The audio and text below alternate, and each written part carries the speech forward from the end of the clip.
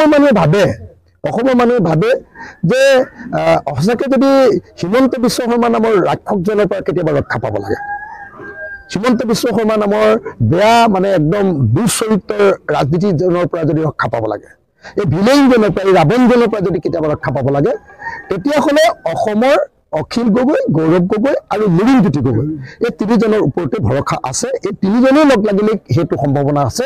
সেইকাৰণেই আমাক তিনি গগৈ বুলি কয়।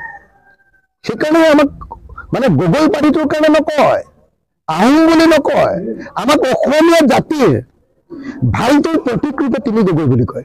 গতিকে মই সকলোকে আহ্বান জনাইছো যে আহক এইবাৰ আমি দুজন গগৈক সংসদলৈ পঠিয়াই দিওঁ, লুৰিণজ্যোতি গগৈ আৰু গৌৰৱ গগৈক আমি সংসদলৈ পঠিয়াই দিওঁ। তেওঁলোকে সংসদখন দখল কৰিব লাগে আৰু মইতো বিধানসভাখন দখল কৰি আছোৱেই। গতিকে বিধানসভাতো অখিল গগৈ থাকিব আৰু লোকসভাতো লুৰিণজ্যোতি আৰু গৌৰৱ গগৈ থাকিব, দুইটা আমাৰ দখলতে থাকিব। মানে হিমন্ত বিশ্ব শৰ্মাই নকয় কি, ছাগলীয়ে নাখায় কি, আৰু গাহৰিবিলাকে তাতকৈ বেছি বেয়াকে খায়।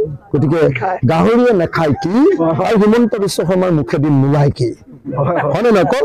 এগৰাকী নেত্ৰীয়ে ইলেকশ্যন কেম্পেইন কৰিবলৈ আহিছে আৰু ইলেকশ্যন কেম্পেইন কৰিছে এগৰাকী সুশিক্ষিতা, এগৰাকী সম্ভ্ৰান্ত, এগৰাকী সংস্কৃতিবান, এগৰাকী ভৱিষ্যত থকা এগৰাকী দেশৰ নেত্ৰীয়ে কালি, এগৰাকী মহিলা নেত্ৰীয়ে কালি ইলেকশ্যন কেম্পেইন কৰিবলৈ আহিছে। তো মহিলাগৰাকীৰ প্ৰতি সন্মান প্ৰদৰ্শন কৰাৰ পৰিৱৰ্তে মহিলাক তাৰমানে তেওঁ কি জোলন যাত্ৰা কৰা মানুহত পৰিণত কৰিব খুজিছে। মহিলা কি অকল জোলন কৰি থাকে নেকি? মহিলা অকল জোল্লা খেলিবৰ কাৰণে নেকি? মহিলা কি ৰাজনীতিত নেতৃত্ব দিব নোৱাৰে নেকি? তেওঁ এইটো একদম বৰ্ণ বিদ্বেষী কথা কৈছে, মহিলা বিদ্বেষী কথা কৈছে।